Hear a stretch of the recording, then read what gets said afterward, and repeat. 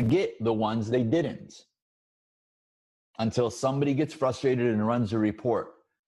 You took 25 leads.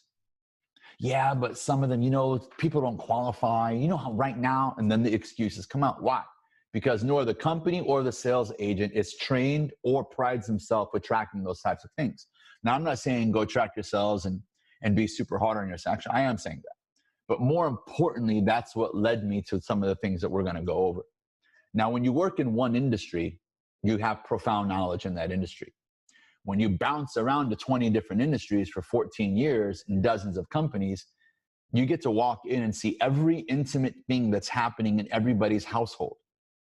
That's a whole different matrix than being in one job. I have 20 years experience. You only worked in 3 industries, bro. You only worked at 7 companies. Go visit with 400 of them and then tell me if you feel the same about your belief systems, about your sales method, about your tracking. Now, the argument is this: what I do works. Of course it does. Everybody in here has a proven successful sales method. Mine, yours, Joe's, everybody, right? You've got experts in here. That doesn't mean that it works without adaptation. There are things that I wrote in script 6 months ago where I'm now listening to calls going, we're no longer using items 5, 6, and 7. Why? I can tell our customers starting to react differently. So here's what I'm getting at. Between 2008 and 2010, I was scrambling, trying to pick up as many clients as I could. Some paid me half. Some I coached for free just so I could get out there and get exposure and start, applying some of the things that I was studying, because I stopped studying sales. Let me say that again. I'm a sales expert who stopped studying sales material because of what I was noticing. What I was noticing was between 2008, 2010, and then exponentially afterwards. Customers were being sold 100 times more, thousands of times more. And whenever you're being sold or you're seeing something that frequent over the phone and in person, many big ticket industries were now all over the phone. Didn't used to be like that before. So now you're over the phone, you're making appointments, you're scheduling things, sometimes you meet with people. But when you're being sold, leads are more abundant. Equity is up. People are buying more cores, spending more money. People are hiring more sales agents. More sales agents are getting, I'm seeing all my friends are making money in real estate. Did you see the car that she just bought? All my friends are making money in mortgage. Did you see that 22-year-old driver, right? People flock to popular industries. What that does is it accelerates how quick your customers memorize how you sell. You have beautiful eyes. You have beautiful eyes. You have beautiful eyes. You have beautiful eyes. Eventually, it doesn't mean you have beautiful eyes anymore. It means, can I hit on you or not? Are you going to buy something or not? And so what I realized was 80% of the sales questions, words, transitions, closing techniques, rebuttals, you name it, the customers were starting to adapt to them. And even when you have the perfect product and the perfect service for your customer, still 60 to 70% of them are going, no, you know what, Joe? Everything sounds right. Well, did I explain it okay? Yeah, you explained it just fine. I just want to talk to my wife. I just want to think about, well, what's your wife going to have to say about it? Well, wouldn't you agree that you would, sales pattern. Joe, stop trying to close me for commission. And then it becomes awkward. It accelerated. So customers did not become expert shoppers. They got fucking tired of what you were taught. You could have the best intentions in the world, and your customer can't tell. Because if you sound like a player, walk like a player, talk like a player, dress like a player, guess what the world's going to say you are? A player. Joe has mastered this, the other Joe. Right. But don't hate me, hate the game. Come on, man. Don't hate you or the game. Just level up. I concur, right? man. So this doesn't mean everything that you say doesn't work. It works. You're still using it to do business. What I'm saying is ask yourself this question. If I close 3 out of 10 customers, that raises a question if you have a domination mindset. If that's too intimidating or it's too much pressure or you want to be like all the other 98% of the zombies in our country right now, then back away from pressure, right? Back away from pressure and go back to something more mainstream. Play the numbers game. I'm sure companies are going to love how many leads they have to give you just to close one fucking deal. They're going to love that. So go back, reevaluate the way you communicate with your customer, and write down this question.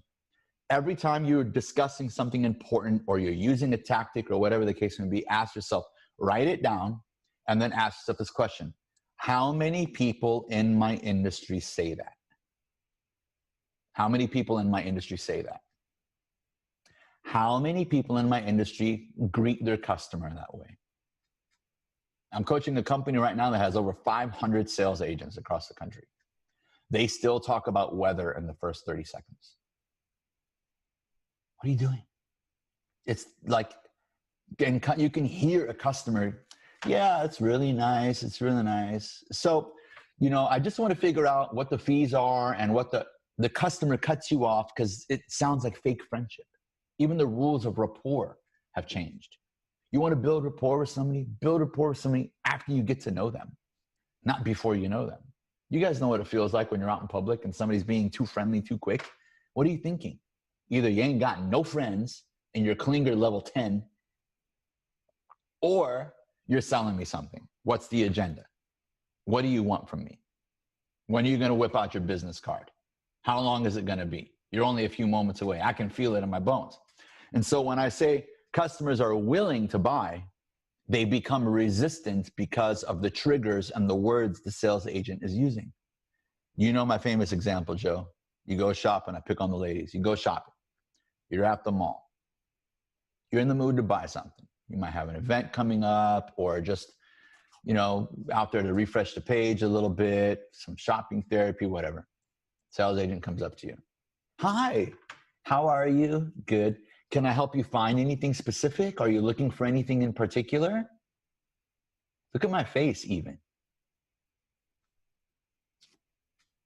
You don't know any other words in the English language?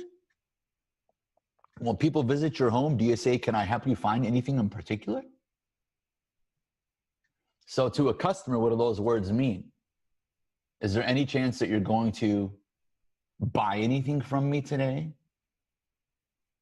They've literally used the same 5 or 6 lines. Go to every store. You can go to Gucci. You can go to wherever, Macy's. They all say the same thing. How can it be that there are thousands of salespeople in your industry and they all use the same approach? Because most sales skills are handed down to you. We live in a copycat culture. You know how many Middle Eastern friends I know that have a Hermes belt? Same fucking color. What the hell? What are you guys doing? I literally want to wear all Zara stuff now. I want to buy these things. I can't. I just can't buy it. Why? It looks great. Why? I just can't. I know how patterns work. Pretty soon, people cannot tell the difference in quality between me and another person or another man or another sales agent. And when a customer cannot tell the difference in working with you and working with someone else other than your bubbly personality, how do they shop? Price. They have to resort to price. So let's go over a few new rules. What did I cover so far? Easy economy, covered it. Lower performance is what I see during easier economies, which makes it tougher for you when you get into a more challenging economy. Now, the truth is you have to work on your conversion ratio. What does that mean? It means you have to reevaluate your skills. Now, let me make something clear.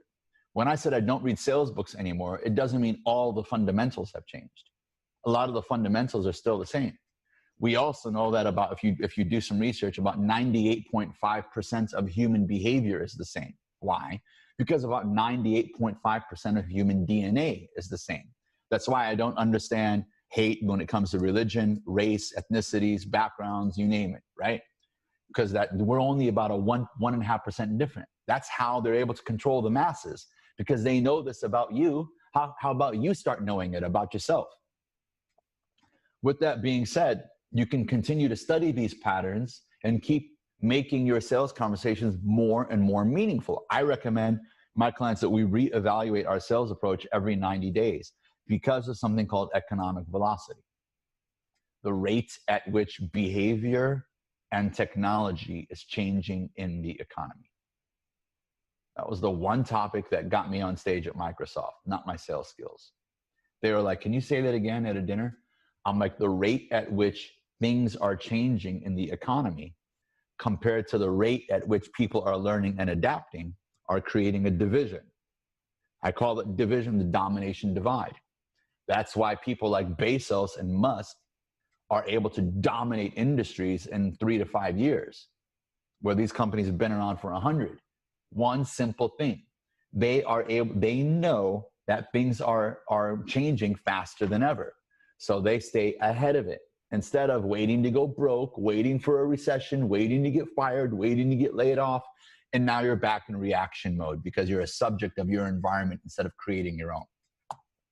Rule number 1 of closing the new economy, in addition to all the things that you guys love and believe in and are working in your businesses, customers no longer tolerate the feeling of being sold. No longer tolerate the feeling of being sold. I see everybody nodding their head.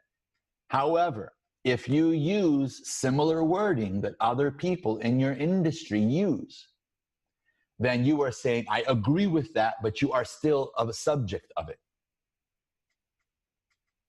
You're in real estate, let me guess. You help get the most value in the least amount of time. You're in car business, let me guess. You want the person to come down and take for a test drive and set an appointment. When would you like to come down? When would you like to come down? When would you like to come down? You're in retail, let me guess. What brings you here today? Oh, okay. Oh, I love those shoes. Those are real. Where did you get those? Heard it before. We're tired of your fake fucking compliments. The customer can tell. As humans, we adapt fast and we build pattern. We recognize patterns very fast. Anybody who's single on the screen knows exactly what I'm talking about. I always say, if you can't tell the difference between one man and another, just take the richer one.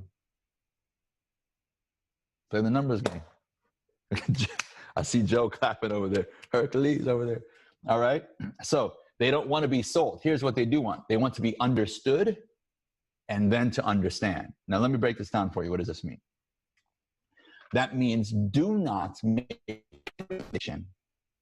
Do not convince, persuade, brag about your product, over-embellish your features, your benefits, your advantages, and all that old school bullshit until you know everything there is to know about your customer when it comes to this decision. Now, here's a takeaway.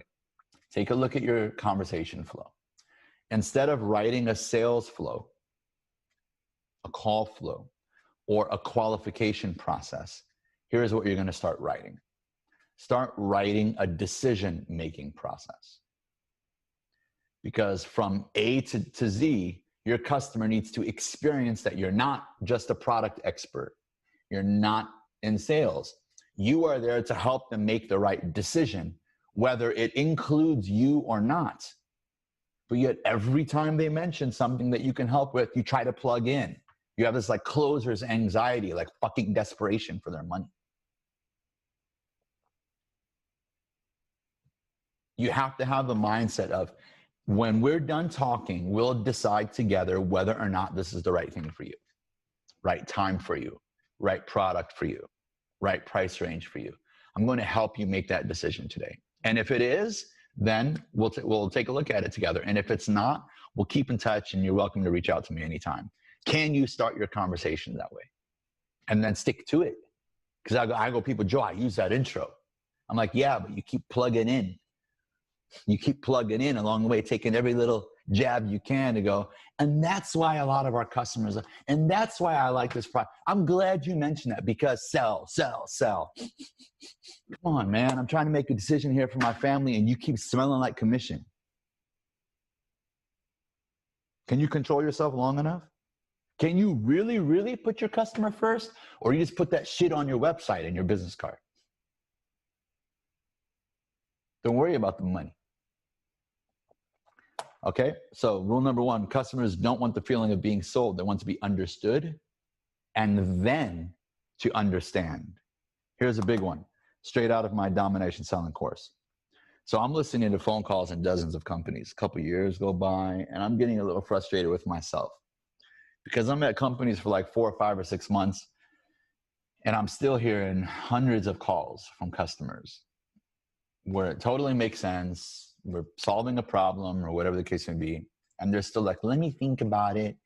Well, just give me a couple of days. If you could email me some of the information, you know, give me a day or two, and please include your phone number. When I hear that, I'm like, we fucking lost it. Now I'm going to chase them like a little bee for 6 days. I'm like, why is this happening? Why do people tell me, yes, no, it makes sense. I totally get it. I definitely like it. I think it's something that, would work well for us. I just don't like to make decisions right away. I just want to sleep on it and talk to my wife. She gets, I talk to my wife about this too, and all these things. That's fine. It's okay for them to think that way. There's nothing wrong with that. But I'm like, why is this happening? Why is this happening? So again, what do I study? Well, don't go study sales material. Why? Because you're gonna start again getting bombarded by the same things that 20 million other salespeople are out there studying. So what do? Start studying modern research on consumer behavior. Start studying things like Gallup, Forbes research. Start studying Harvard Business Review in the areas of organizational behavior. Start looking at trends like Gary Vee. Does he read? No. I just look at trends. What do? I just watch people and see what they do. Well, I was listening to customers. And every time we would use these old closing techniques, there would be this awkwardness. But it works for me, Joe. You close 20%, bruh. How come you ain't bragging about the other 5 to your mother-in-law that you lost? How come you ain't coming home? How was your day, honey? Good. Closed the deal today. I lost 7, but I closed one. You've been fucking doing this for 7 years, Henry. Why are you still closing 20%? Everybody's stuck in the matrix of mediocrity. Well, because I get rewarded for closing 20%. It's better than the other guys. And you're capable of 30 or 40. So here's the second rule I wanted to share with you, stemming off of that phenomena. Why does it make sense and they still want to wait? And I go, got it. Customers, this is for your notes, customers are not decision-making experts. They are only experts in what they're experts in. So if I'm talking to, let's say, a stockbroker and talking about a financial decision in the market, they might go, yo, makes sense, Joe. Let's do it. Yep, crystal clear. Let's do it. But if I'm talking to a school teacher, asking her to make a decision about her home, car, or financial services, or whatever the case may be, and I'm asking for her business. So what do you think? Is this something you'd like to move forward with? Cut it. Broken rule. Break it. Do not ask people for their business. Joe, you gotta ask people for their business. Oh, I've never heard that before. Jerry? Here's what you do instead. You make the decision after you've taken all the time to understand every possible thing you can learn about your customer, their circumstances, their situation, their family, their priorities, their budget, their future income, their past income, their savings, whatever it is. Choose at least 7 to 10 more topics than is required in your industry. Let me say that again. Choose at least 7 to 10 more topics or questions than are required or standard in your industry. That will guarantee that you understand and get to know your customer better than anyone else. And it's called the silent commitment in domination selling. When you understand me more than anyone else understands me, I date you. But that guy was taller, but this guy was richer, but you understand me. And because you understand me more than anyone else, you have the authority to tell me what I should do. Starting to make sense? And then I ask the person if they understand why it makes sense. I assume to close. You have horrible timing. Why? You get done with your lecture, you talk about your product for 8 minutes, and then you assume the close. You got horrible timing, man. Why? I've seen your conversion ratio. Assume the close. Yeah, assume the close after you've explained the decision, not the features, not the benefits. So when you want to educate, we're going to talk about educating your customer next. You don't want to educate on the product. You want to educate on the impact. You can't educate on impact it's going to have on someone's life or reputation or image or future if you haven't gotten to know everything that you need to know about those areas. I recently bought a Mercedes. I was talking to Joe about it. I upgraded my S-Class to the newer S-Class. I went to one of the most popular Mercedes dealerships in the country. They didn't ask me one question about me. Why? They're conditioned, they're all entitled. Which car? What did you want to look at? Oh, yeah. They ask you a few qualifying questions. How soon are you looking to make a purchase? Can you act any more desperate? Can you please not give a shit more than that? How soon are you looking to, what are you looking for, a laydown, bro? Nobody asked me what I do. Nobody asked me how often I drive. Nobody asked me if I have family, kids, this, that, where I'm from, nothing. They go to the computer, put their bifocals on, numbers, and then they assume the close. 60% of the people walk away. In a perfect economy, it's easy to sell anything. There's a 10% rule that Gallup Foundation put out one year I thought was interesting. And it said 10% of your customers were going to buy anyway. It just happened to be your turn. You're the one who picked up the phone. You're the one who walked up. They already wanted to buy. Still, some people mess this up. And so if you have a 15% closing ratio, it really means you have a 5% closing ratio. Think about that. A lot of the people already knew what car they wanted to buy before they went to the dealership. Right, Joe? It still takes consulting and getting to know your customer. You're winning the customer over by understanding their needs and creating some sense of loyalty between us. Enjoyability. Right? However, in some industries, we still lean too much on our product. I'll tell you what I mean. Your next rule. So the second one there is your customers are not expert decision makers.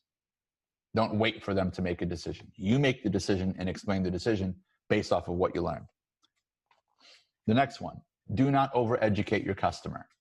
You got to educate your customer, Joe. Educate your customer. That rule, hear me out. That rule was designed before the internet.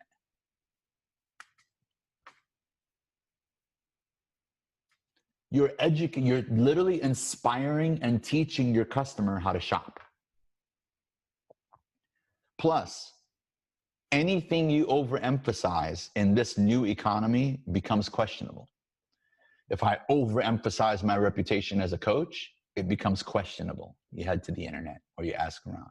If I overemphasize that I'm giving you the best deal, there's no other deal. This is the lowest rate. This is the lowest payment.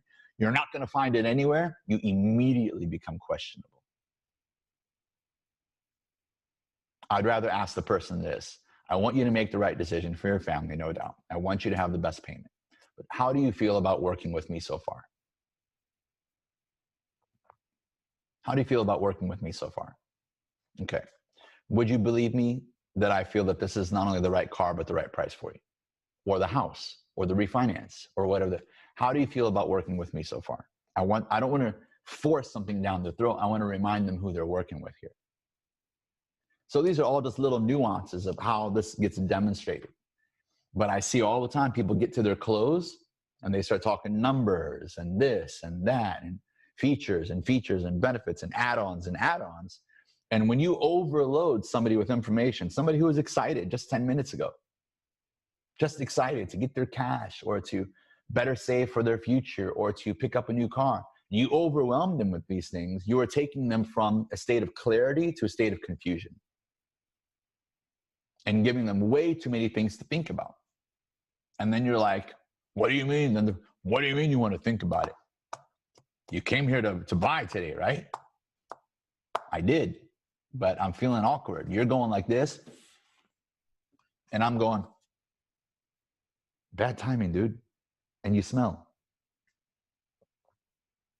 You get it? So that was a big one for us. I was on mute and laughing my ass off. I apologize. Because you that know, was bro. you leaned in. You leaned in. I wasn't ready. In. I wasn't Dude, I ready. saw you leaning in, Joe. You almost freaking knocked over your camera, man. Hey, Joseph, let me ask you a question. Have you ever dealt with people that had their attitude being a little better? Like, for example, the car guy. Why didn't you walk away from that deal if you didn't feel he was doing his job properly? Say that again. When you went to buy the Mercedes, that was just like not pleasant, I guess. But you still. I walked away from him. I walked away from 6 people at that dealership. All 6 of them.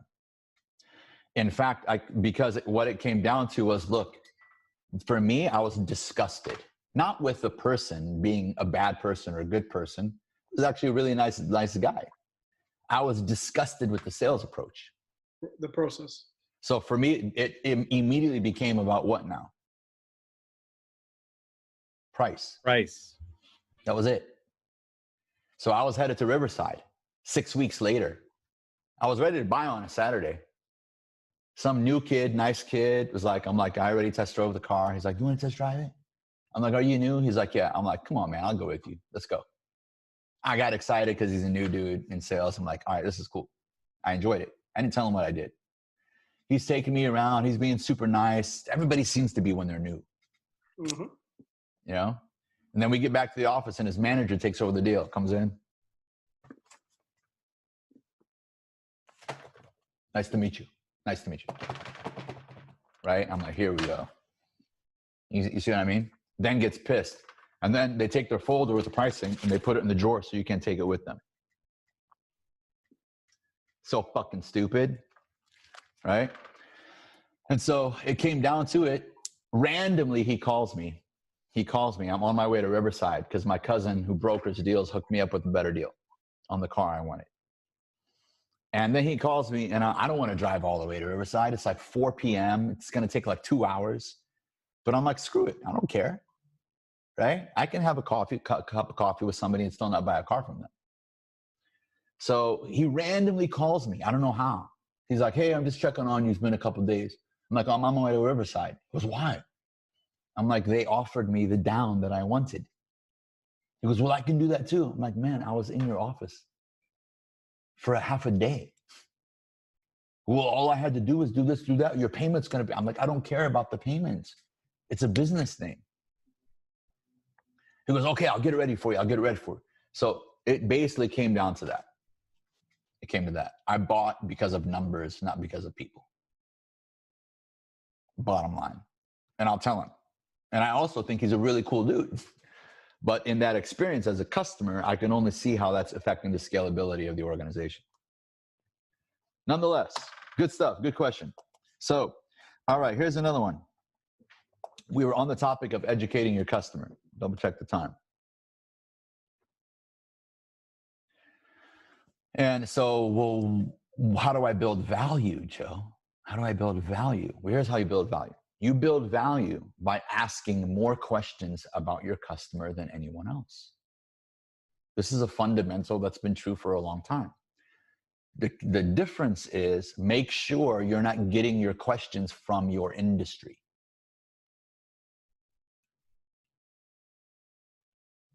Make sure they're not industry questions. Sit down, grab a pad of paper, bullet point your conversation, kind of how it goes, the structure of how it goes, and ask yourself, how can I say this more meaningfully? How would I introduce myself to somebody if I was just meeting a new friend? What would I like to know about somebody upon first meeting them in a social situation? What other topics might this person take into consideration that have nothing to do with my product that I might be curious about? Maybe it's how long they've been in their career for. Maybe it's how old their kids are. Maybe it's, what they bought last time or what was the reason for it. Maybe how is their life is going to change in the next 3 to 5 years? Is their income going to change in the next 3 to 5 years? Right? Whatever the case may be, I'm just shooting out questions from different industries that I coach, right? And getting to know them so that I can help them make the best decision. One thing's going to be for sure, Mr. Jones, is I'm going to get to know you. We'll probably be friends somewhat, you know, at some level. You're always welcome to keep in touch with me. And if I have the right decision for you today, we'll talk about it. And if it's not, then I'll keep in touch with you anyway.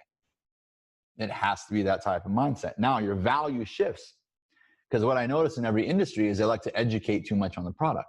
Now, let's say I know everything about my product, but only 2 of these things are important to my customer.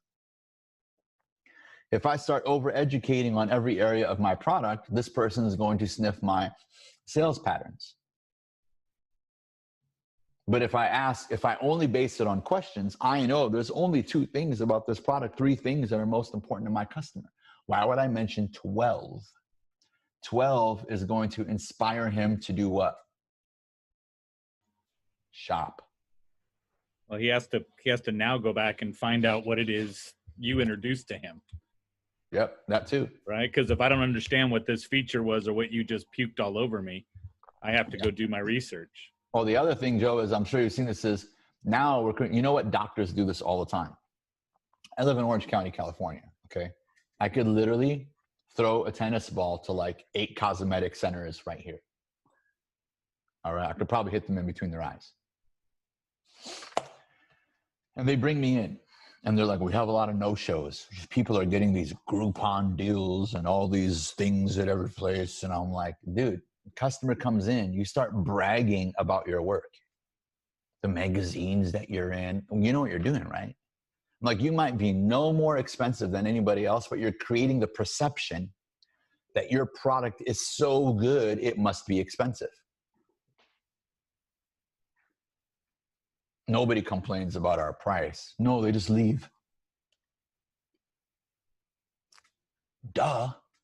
So people get really romantic about their product. I did. I still do sometimes. And I'm like, whoa, just because I created it doesn't mean it's the most important thing in the world for this other person.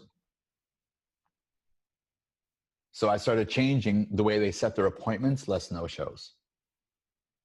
I started asking 5 to 7 questions on that phone call. I don't want you to come in yet. Why? I don't want to set an appointment. Why? I need to get to know you a bit to make sure that we're a good fit for you. Boom, boom, boom, boom, boom. Okay, now it seems like a good fit. Now the person's more likely to show up. Instead of just, okay, yeah, when would you like to come in? Just, who trained you? I mean, most people don't realize that these things have to happen to their defense. If you're not aware of it, then that's one thing. But if you become aware of it, now it's on you. If you hear the things I'm talking about today, and you're like, I'm confused, I'm not sure how to do this, and you do nothing, that's on you. What do? I sit down with a keyboard or a piece of paper, and I start coming up with ideas. And then I ask myself, if I were the customer, would this be something meaningful to me? Would it be natural? Would it be something that I feel is important? Would I bond with this person? I love building rapport, Joe. I'm a people person. Great. Let me see your fucking conversion ratio. Everybody likes you. I really like you. Thank you so much for spending time with me. I really appreciate. You hear my tonality? I really about to leave your ass right now. Do you have a business card? Oh, you done lost them. For sure. You know what I mean? So instead of going, dude, what do I say at that point? It's not what do you say at that point.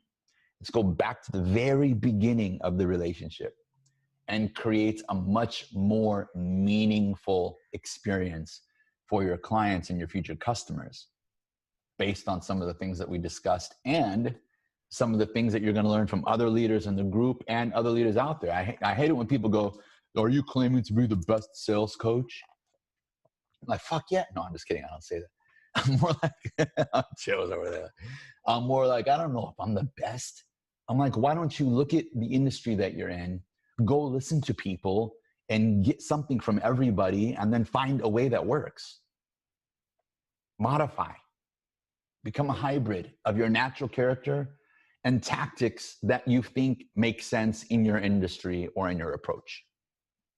I don't believe in that concept of being like loyal to one sales trainer, right? People ask me, are you going to be like, some of the people I'm meeting with now are like, dude, like this might be better than Grant Cardone. I'm like, better or worse makes no difference to me. You can learn something from everybody.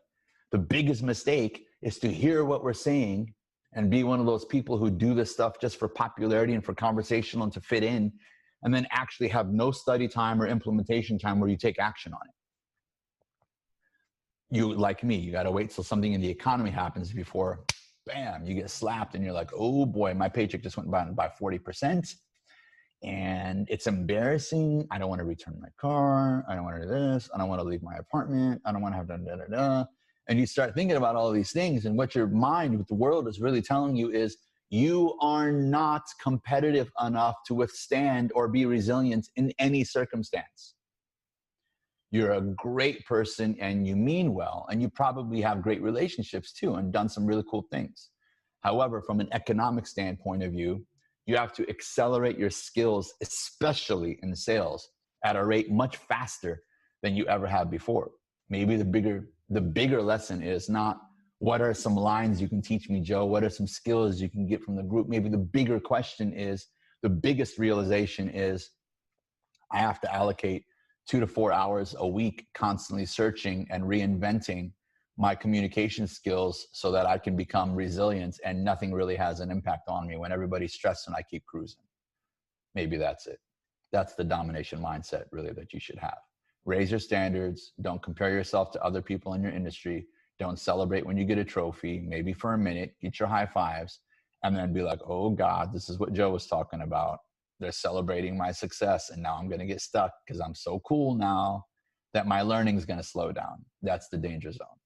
And if you're operating in a domination mindset. Let's open it up for a minute for some questions. Who do we got out there? What are we doing? A couple more minutes. Yep. Anybody? Don't be scared. No, Natalie will have a question. She always does. Go ahead, Natalie. I think I scared everybody. Why you guys acting like a bunch of chickens? I think it's the lack of hair scares them. Now, Derek shouldn't be scared at all, right? Because he's with you. Yeah. I don't know, man. I don't know. I think who would even be even scarier is Mo if he shaved his head. Thinking about shaving his head, right? Here we go. Another bald guy with a beard. We don't need any more of those, dude. Right. It's already bad enough that everybody's got their hair. The guys with I'd look like a complete alien. At least you could pull it off. No, dude, you're not gonna look like an alien. But there's two popular hairstyles right now, like copycat culture men, right? Yeah. There's the one where you're shaved on the side and long on top. No point intended. Mo or anybody else. Mo did it himself, man. Quarantine. That's what happens. There's the bald look with the beard, which we have 1, 2, 3, 4, 5 of those, right? And then we got the guy who's still stuck in the 90s, like Joe. Got it, right? Yes. Just 70s. I'm gonna feather it. That's my next look. Yes. Man, you up there, bro? You up there? Yeah. So good stuff. Any other questions? Joe, I have a quick question. I liked what you said about really connecting with the customer and understanding them before you're understood. What are some good questions that you ask to connect with your customer? Do you have a process for that? Well, it depends on the industry. Because what I do is I put the industry in the middle, the product in the middle, and I go, listen to me, write this down. What other 5 to 7 areas of their life might this have an impact on or might be taken into consideration when making a decision? Like if this person's married, I'm going to be including questions about that ahead of time. You see what I'm saying? Yeah. If this person works 3 jobs, I'm going to know way before the close. If this person has a 3-year-old and I know that they're single, I'm going to know how many days of the week do you have your kid? Why? Because that might impact the decision. You see what I'm saying? Yeah. So I start to outline categories, but I use a transition. Transitions are purpose-driven statements that give your customer clarity on the questions that you ask. Well, I might tell a customer, hey, while we're hanging out, I'd like to get to know you a bit. And if there's something here and we feel like it's going to be a great decision for you, then we'll talk about it.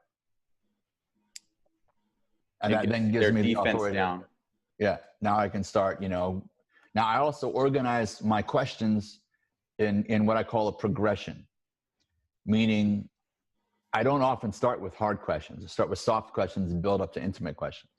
So one of the mistakes that people do in different industries is they start with qualification questions that are they're too strong.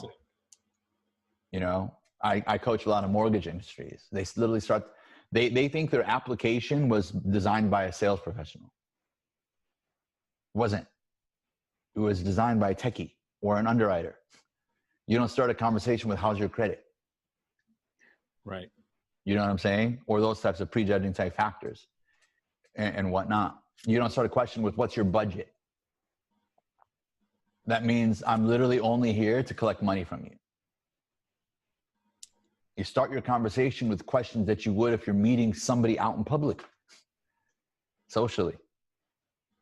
And it doesn't include how's the weather?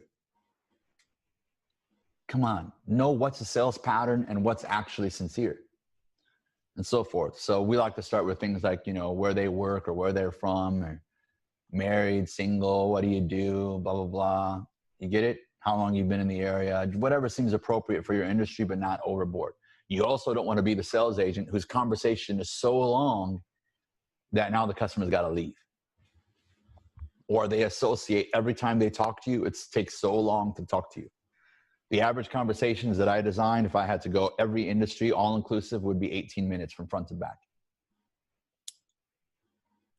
Good question. Thank you. I'm sorry. Go ahead, Luigi. When you go through this conversation process, can you walk us through, if you can, a couple of examples or the things that you do in order to get to that goal? I like how you said, like, hey, this is a map, you know, we want to make a decision, an outcome-based decision. I really enjoy that. So if you can talk a little bit about that. Yeah. Here, let me do this. I got a whiteboard over there. Is there a whiteboard on this thing, man? I think so. Yeah, I believe so. I don't know if you guys mess with that or you just want me to try to draw it on paper. You gotta make him a co-host and then he'll be able to see it. Yeah, I made you co-host earlier. Did you see that one? Did you? Oh yeah, you did. Oh, you know what? I can't do it on this anyway. It's not gonna look right because I can't use my pen thing. It's on my other computer. So let me just draw this up for you. I'm just gonna do a basic. Hey Joe, hit share on Zoom and then a whiteboard feature pops up. I know I'm an expert on Zoom, but I want to be able. But he would have to use his own little mouse as a pencil. Yeah, I don't want to use the mouse and I won't be able to get detailed enough. So I'll just do it like this. Let me see. Can you guys see this? Hang on a second. Hopefully it still works, you know, so. Just right on the wall. I mean, it's your apartment. I don't care. You guys see that at all? Yeah. Mm-hmm. Yeah. Somewhat. I'll go a little bit low. Is that a permanent marker? Crap. I don't know. I hope not. Nope. Here's one that works right here. So here's how I structure a conversation.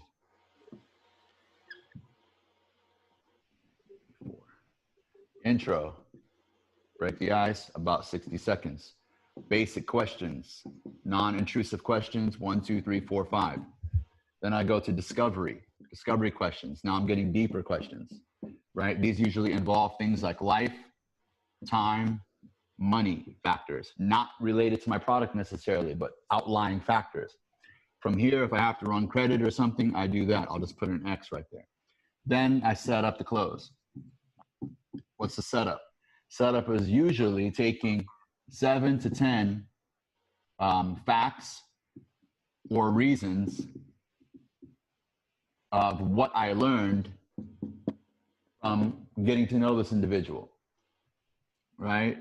And then I transition into what I'm going to recommend. These I call unarguable facts. These are not features of your product.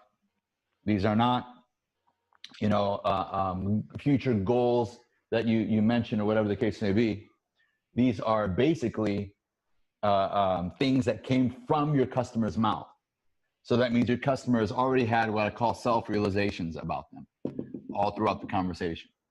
Things that they told me about their life, time, money, past, present, future, that make what I recommend a perfect decision.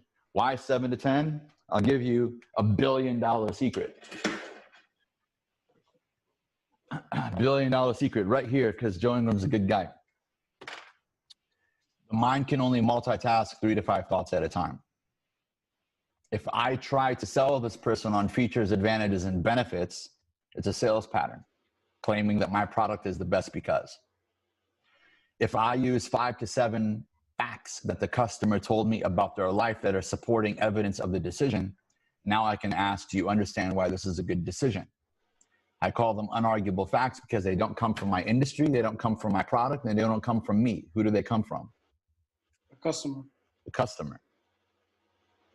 I can't have that type of close if I'm only pre-qualifying and bragging about my fucking product. I have to assume the close using the same common denominator bullet points I do with everybody. So now you have this cookie cutter close, and it works. It works, Joe. It's been working. It's been working in a perfect economy, and go freaking measure your conversion ratio. Are you practicing and perfecting a closing style that loses 60% of your business? But because you're in sales, like many other people in sales, including myself, you have selective memory. You tell baby about the ones you closed, not the ones you didn't. Right. And I was a hero on those. Boom. Killed them. Killed them, man. Guy, man, this guy came in today. He was this and this and that. I closed him. Yeah. That's why I have a funny video online, Joe, about where I talk about married couples. I'm like, when you come home, there should be a whiteboard in the kitchen. And instead of being like, how was your day? Everything good? What do you think we should have for dinner? I'm like, you married to a sales agent? I don't care if it's a woman or man.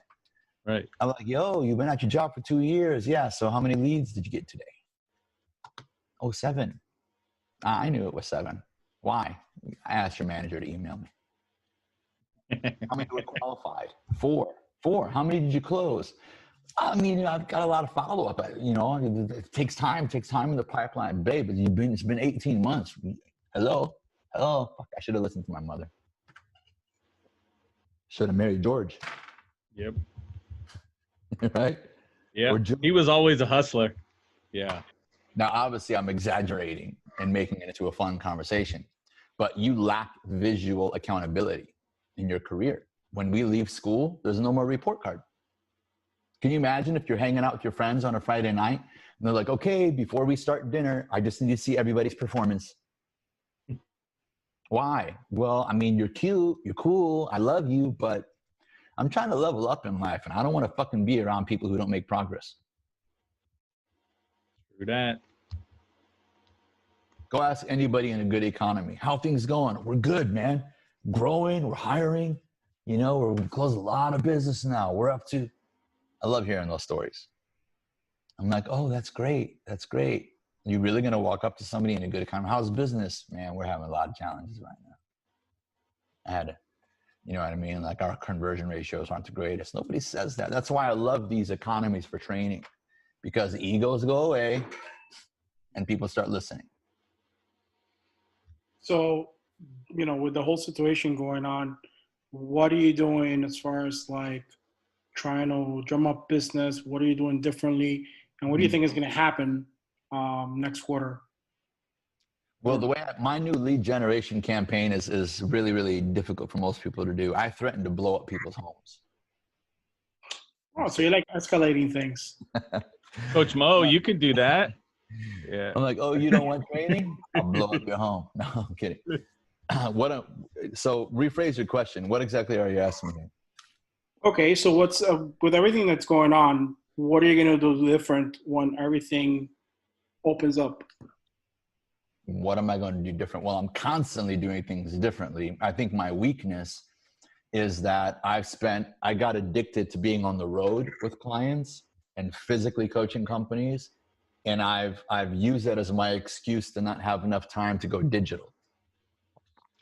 So, and it's so funny. I tell my friends, this is probably a funny note to close on, but a couple of months ago, I was literally praying and I was like, God, just lock my ass up at home, man. Just lock my ass up at home. Stop all your fault? Huh? This is all your fault then, huh? I'm telling you, man, my friends are like, see what you did now, bro? He said, my friends were like, now we're all locked up because of you. But I was like, lock me up, because I need to have more presence. And I think I was literally just on a video call with Dan Fleischman right before this one. And we were talking about how he's been saying for years, it doesn't matter what you do, like get a massive social presence. Even if you don't do your lead generation that way, there's a 70% chance your customer is going to go look you up somewhere. And if there's tons of cool information surrounding you, then you're just going to be, he called it top of mind selection. Who's the first person I think of when I think of, training in the car industry? It's Joe Ingram. I don't know anybody else that has that much experience in that industry. Who is the first person I think of when it comes to jewelry business? One of my buddies, he's been in it for years. He knows you see what I'm saying? So it's sort of become, at least a little bit more relevant in my community and in yours, whatever that is. Yeah. I mean, there are some people now who they just get it. You're on a car lot, or, you're a real estate agent, or you work in retail, or you're a consultant of some type. Create a Facebook or just a normal profile. Create profiles just to be friends with your customers. Right? Yeah. So that they can start to see all of the other cool things that you're doing with your customers and with your friends. So this is all social proof. So I'd say if there's one area that I'm constantly improving, it's not just my sales swagger. I'm constantly rescripting, constantly listening. In 20 minutes, I'm back online with another company with over 100 sales agents, and we're revamping their sales flow from A to Z. We've only been working on it now for 6 weeks, and we're just starting to get messages from the sales agents now who are listening to their before and after pictures, and they're like, wow, I'm 1,000 times better. So no matter what industry you're in, all of us individually can be doing that. You are a coach in your own business. All it means is you go, you study, you pay attention. It's amazing to me how many people are in sales and they don't review anything. Joe, what would you put on Facebook that you would share with your potential clients? Like, would you, because my personal Facebook is open right now. So it's got my children, my dogs, my everyday life, funny memes. Topics surrounding my business and a little bit of family. So what I learned is you go like business, business, business, family, business, business, business, family, business, business, business, family. A cool article that you're posting about something that you learned about your business, a tool to help your customers shop, a quick tip of the day that you wrote because you don't feel like doing a video, pictures with your clients or cool things that you've done along the way. One of the mistakes I did is I go business, business, business, business, business, business, and nobody sees my fun side. And he's like, what are you doing? He's like, it's like you get bored after a while watching the same thing. And I can only see so many pictures. Like I tell my fitness friends, how many fucking videos of a person on the beach can I watch doing lunges? There's no value anymore. You're all just doing the same exercises over and over and over. Like, I'm not going to choose you. So if you were going to incorporate it into your personal, it would be some business topic, helpful topic. None of these topics are asking for business. That's the secret. None of them ask for business. I'm sure you realize that. Call me if you need, or at the very end. And if you need help with this, I love it, especially when I meet people in real estate. It's so funny how some of the most important industries in our country have the worst sales habits. Have the worst. Doesn't mean, I'm not saying bad person. I'm saying lack of awareness of what good skill really is. Anything else before we cut out? No, I was going to say, I need to be respectful of your time, Joe, as well as everybody else's. So we're seeing people drop off. That's completely okay because we're running past. But I do want to say thank you, Joe, because, dude, you dropped the hammer. You brought the knowledge. And I know I've taken a page of notes, and I started putting a little diagram on the side because I didn't want to go to 2 pages. It's like, no, I'm going to stick to 1 page. Yeah. But, so what you're saying, Joe, is that Joseph only deserves 1 page of notes? That's all it is. That's all it is. Ego I'm like, come on now. Yeah. No, Joe, I mean, I did 3, so I guess I like him better than you, Ingram. Right. Yes. Thank you very much for your time, Joe. This has been great. Joseph, thank you very much for the knowledge. Got it. Thank you, guys. Joe, I owe you a lunch next time, and I'll pick your brain then. I'm always game. You know that. And we're gonna go to the same place below your crib. Probably gonna have to eat it at home this week. All right, Thanks guys. everybody. Have a great day. Thank you. Thank you, guys. Appreciate you, Take Joe. care. Good night. Thank you. Everybody, Bye. be safe.